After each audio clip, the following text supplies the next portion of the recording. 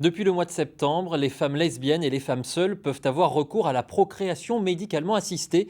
Mais pour ce faire, il faut du sperme et donc des donneurs de sperme. Mais il y a un vrai manque. Nous en avons rencontré justement un donneur qui a accepté de témoigner, Juliette Vincent et Raphaël Doumergue. Votre consentement, est-ce que je l'avais déjà? Peut-être pas. Donner un morceau de soi, Antoine Gallos, déjà père de 2 enfants, vient de franchir le pas. Faire un don de spermatozoïdes pour aider ceux qui aimeraient devenir parents. En ce qui me concerne, les 2 enfants que nous avons eus avec ma compagne, c'est vraiment une source de bonheur. Alors, c'est pas tous les jours très drôle, hein, forcément, vous imaginez bien, mais c'est vraiment une source de bonheur et comment dire, au quotidien. Et donc, je me dis que c'est vraiment dommage que d'autres personnes ne puissent malheureusement ne pas connaître ça. S'il a accepté de témoigner aujourd'hui, c'est pour, comme il dit, lever le voile sur ce tabou. Car les donneurs sont encore trop peu nombreux en France. Et avec l'élargissement de la PMA à toutes depuis septembre dernier, les demandes explosent.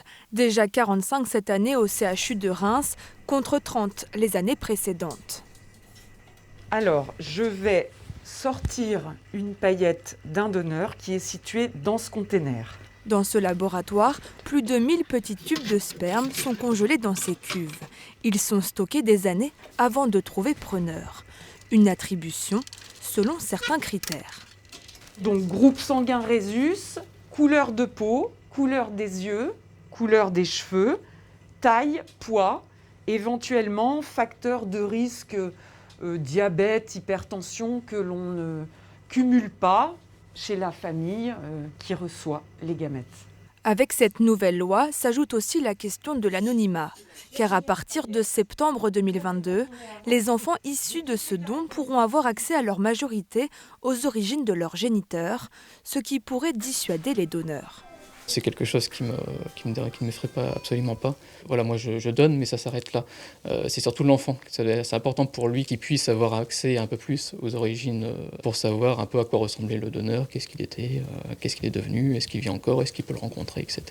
Donc à part passer un peu de temps, discuter un peu, et éventuellement prendre un café, je ne m'attends pas à grand-chose d'autre dans 18 ans. Pour les anciens donneurs qui ne seraient pas d'accord avec cette nouvelle loi, leurs échantillons seront tous détruits, ce qui risque d'accentuer les temps d'attente déjà longs. En France, il faut attendre entre 12 et 18 mois pour recevoir un don de spermatozoïdes.